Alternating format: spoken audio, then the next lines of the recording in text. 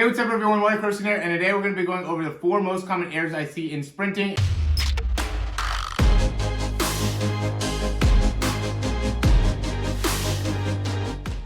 As many of you guys know, I do sprint breakdowns for people where you can send in video of yourself sprinting. I'll go and compare it with like maybe an elite sprinter, or just give you some biomechanical feedback that has to do with your start, your turnover speed, your ability to get your foot off the ground. Just look at some of the key components of your sprint to make sure that you're able to understand what it is that you need to improve from a mechanics perspective. So when people send in these videos, I so commonly see a lot of the same things over and over again, and in all honesty, there's a bit of a frustration on my point, just because I make so many videos for you guys to be able to understand, what to do within the mechanics. I would hope to get some more complex details that I need to be able to break down, but quite honestly, it's very simple a lot of the times. And today we're going to go over the 4 most common things that we see that you need to work on. The first one's going to be for fixing your start. I have so many videos out there to help you in understanding how to set up for the start, whether it's a 40-yard dash, a 60, a block start, whatever the case may be. I have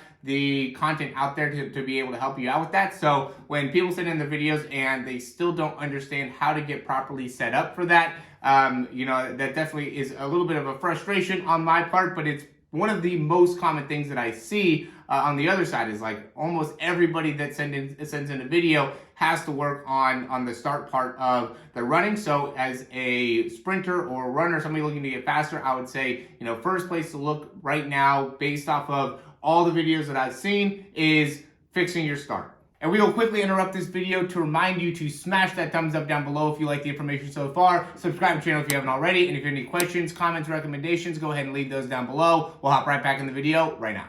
The second thing is going to be speeding up your turnover. I get, again, a lot of videos of people that will send in their sprinting, and sometimes people will have a really nice turnover and will only be running at like 80-90%. And have a hard time getting to their top speed and holding their top speed. So then as I pry further into it and try to figure out more and more about the athlete, I realize that the turnover speed or capability ends up being a big fault. A lot of people can have a good turnover when they're going at 80-90%, but then once they get to the 100%, really lose the ability to turn over. In my opinion, the way to fix that is to work more at that top speed, just because that will allow you to create more of the necessary range of motion within the hips and the knees and the ankles that will then correlate to being able to improve your turnover speed, rather than the other side of that of trying to work at that 80-90% at a long range, and then when you go into maybe some type of match or something or event, now is when you try to go at 100%. I don't see that being as good of a carryover as really working that 100% technique and being able to create more extension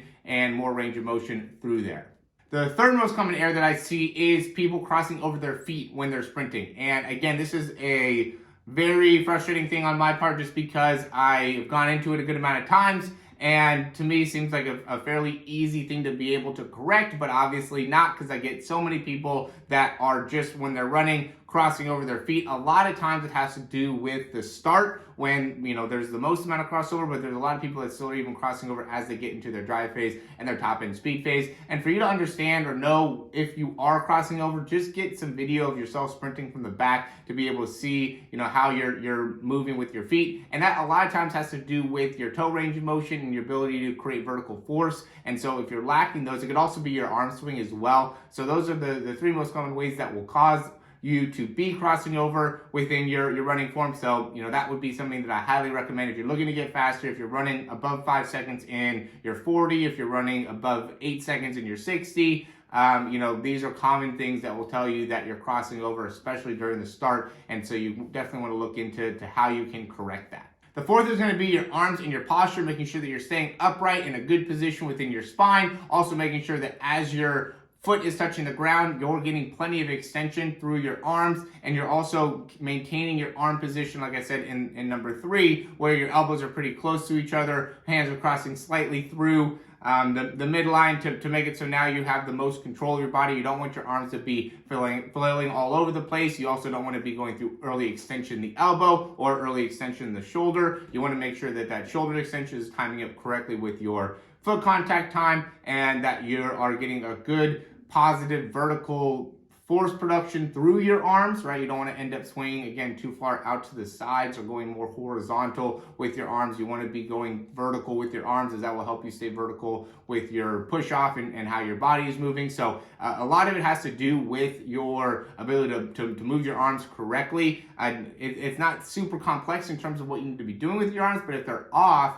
it does create a big impact on how you're generating force out of the lower body. It's the same type of thing with doing like a vertical jump. How you jump when you're going through a vertical jump, a lot is dictated by how you move your arms. If they're not in line with the rest of your body, it makes it a lot more difficult for your core and your legs to be able to properly access the muscle and power development that is necessary to be able to run fast, jump high, do whatever. So really be aware of how to move your arms. I have videos about how you can do that. There's a lot of videos on YouTube to how to be able to fix your arms, but that's going to be the fourth most common thing. If you're looking to get faster, you want to be able to correct those four things. If you're really struggling with speed, I can guarantee you at least one of those things are an issue for you, if not all four of those are an issue for you. So hopefully this video makes sense. And like always, if you guys are interested in getting a speed breakdown and want to get some better understanding of exactly what you need to do, again, I get a lot of these where people just need some quick changes within their mechanics, fixing up the start, fixing up crossing over the feet, and we do have some drills and exercises to be able to work on that. So just being able to see that, connect to it, and make the adjustment, I think is really, really important. And we could also have a program that we have available where you could actually sign up for 3 months, or just like a monthly customized program where we'll be able to get you set up with a daily regimen for what you can do to improve your speed, as well as get the breakdowns to be able to help you out as well. So want to just provide as much value for anybody that is looking to improve their speed and get faster. And I think all the things that we have within our programs will be able to offer you just that. So as always, guys, thanks for watching the video, and we'll talk to you soon.